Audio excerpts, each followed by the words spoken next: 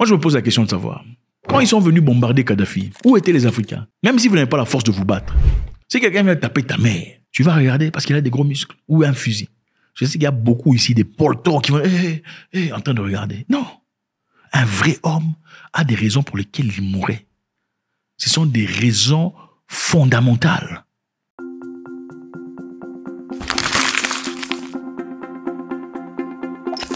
Le Danemark va fermer ses ambassades au Mali et au Burkina Faso dans les jours qui suivent. Évidemment, on vient de l'annoncer, c'est officiel, le Danemark va quitter ces pays. Parce que d'après eux, le Mali et le Burkina Faso se comportent de manière inappropriée. D'après eux, vis-à-vis d'eux. Vous avez certainement déjà entendu parler de diviser pour mieux régner, n'est-ce pas? C'est une stratégie qui a fonctionné magnifiquement en Afrique. Diviser pour mieux régner. C'est comme ça qu'ils ont fabriqué les pays de toutes pièces. Des idioties qui n'existaient pas avant 1885. On a subitement jeté votre arrière-grand-père dans une boîte qu'on a appelée Cameroun, l'autre boîte qu'on a appelée Kenya, l'autre boîte qu'on a appelée Égypte. Enfin, l'Égypte existait, mais c'était pas un pays comme ça, c'était pas tracé comme ça. Une boîte qu'on a appelée Rwanda, Burundi, Ouganda, Botswana. Et on te dit, toi, désormais, occupe-toi seulement des sujets qui concernent le petit Gabon. Ce qui au Cameroun ne te regarde pas, ferme ta bouche. Ce qui se passe au Nigeria, c'est pas ton problème. Toi, occupe-toi seulement de la petite boîte qui s'appelle le Togo. Pour le reste, ça ne te regarde pas. Reste là au Togo. Et toi, tu te dis, je suis Togolais fier. Oh, moi, je suis Gabonais fier. Oh, moi, je suis Nigérien fier. Non, tu n'es pas Nigérian, ni Togolais, ni Gabonais. Tu es ton clan. C'est quoi le clan de ton père? C'est ça, ton appartenance. Tu as probablement, il y a beaucoup parmi vous qui avez des cousins dans des pays étrangers, dans des pays voisins. Comment ça se fait? Bref, le Danemark fermera ses ambassades au Burkina Faso et au Mali et ouvrira une nouvelle mission au Sénégal, en Tunisie et au Rwanda. Donc, on ferme nos ambassades au Mali et au Burkina Faso, on en ouvre des missions au Sénégal, au Tunisie et au Rwanda. C'est un peu comme si, ok, tout le monde, chacun a un pain. C'est moi qui vous ai donné le pain. Et puis je viens, bon, toi, puisque tu ne m'entends pas, je retire le pain de ta main. Toi aussi, je retire le pain, je donne aux autres. Sénégal, prends. Rwanda, prends. Machin, prends. Au lieu que Rwanda, Sénégal et autres disent non, non, non, nous sommes frères, toi on ne te connaît pas, tu es étranger, comment ça se fait que tu retires le pain que tu viens de lui donner et refuser? Ils disent non, il n'y a pas de souci, venez. C'est la même stratégie qu'on a utilisée depuis très longtemps. Alors ceci se fait dans le cadre d'une nouvelle stratégie pour l'Afrique. Une nouvelle stratégie. Donc la stratégie ancienne, c'était Mali et Burkina Faso. Puisque Mali et Burkina Faso semblent être très têtus, la stratégie nouvelle africaine, c'est le Sénégal, le Tunisie, le Rwanda et les autres dont je citerai après. Vous voyez un peu comment ça va. En raison de coups d'État militaires qui ont considérablement limité la marge d'action dans les régions du Sahel, les ambassades du Burkina Faso et du Mali seront fermées. Les ambassades, manifestement, danoises. La relation entre les deux nations du Sahel et plusieurs pays occidentaux se sont détériorées depuis le coup d'État militaire au Burkina Faso en 2022 et au Mali en 2020. Donc ce n'est pas parce que le Burkina Faso et le Mali ont un problème avec nous, Danois, mais c'est parce que leurs relations avec les autres pays européens se sont détériorées. La France a décidé de ramener son ambassadeur.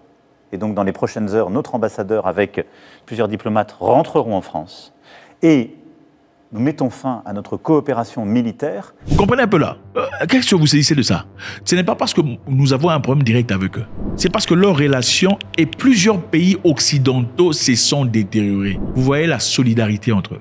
Puisque toi, Mali et Burkina Faso, tu ne t'entends plus avec la France et les autres, nous aussi on te dit au revoir. Puisque toi, Mali, tu as renvoyé l'ambassadeur suédois, nous Danois, Scandinaves aussi, on te rejette. Les Africains sont-ils capables de faire ça? Chacun voit son intérêt. Oh non, c'est toi qui vas résoudre le problème du monde. C'est toujours comme ça. Vous vivez dans un gouvernement sadique. Mais est-ce que nous on mange, c'est notre pouvoir, pendant que les gens souffrent. Zéro solidarité, même entre vous. Mais voilà ce que l'Européen vous apprend. Puisque votre relation avec eux ne fonctionne pour nous aussi, on dit au revoir, on ne peut plus dealer avec vous. On commence un nouveau programme. Un nouveau programme stratégique avec d'autres personnes. On continue la liste. Le Danemark a déclaré que la Tunisie est pour lui un partenaire important en Afrique du Nord. À part la Tunisie, il y a l'Afrique du Sud, le Kenya, l'Égypte et le Nigeria qui deviendront des pôles régionaux, c'est-à-dire des grands hubs d'influence danois, avec une plus grande couverture de développement dans leurs régions respectives. En d'autres termes, c'est-à-dire, nous, Danois, pour vous montrer à vous les Maliens et les Burkinabés que vous n'êtes rien, on se retire de vous, mais l'investissement qu'on aurait pu placer chez vous, on va placer ça au Sénégal, au Rwanda, au Nigeria, à l'Égypte et ailleurs. Pas vous, puisque vous vous comportez plus comme des petits esclaves. C'est fini, vous ne mangerez pas des framboises. Allez manger les maniocs, c'est ça. Donc l'élévation de statut d'ambassade au rang de pôle régional implique une coopération renforcée avec les pays pour lesquels l'ambassade est accréditée.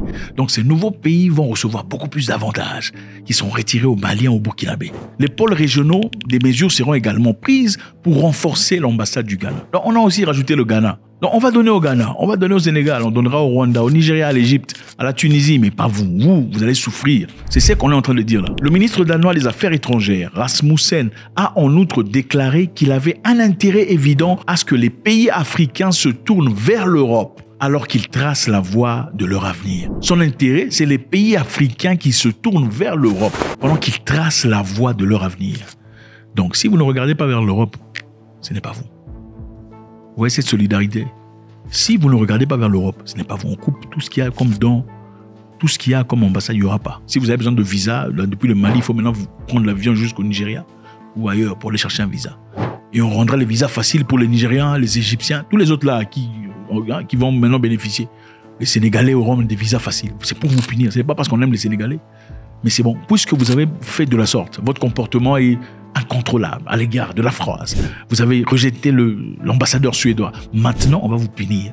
C'est une forme de punition. Il dit, nous devons démontrer que nous offrons une alternative attrayante à l'influence croissante de la Chine et de la Russie. C'est ça leur adversaire. Okay? Nous y parviendrons en augmentant les investissements en Afrique et en ajoutant les échanges commerciaux entre entreprises africaines, en cultivant la compréhension mutuelle et en veillant à ce que davantage d'Africains puissent venir étudier au Danemark. Donc, désormais, vous aurez des visas faciles.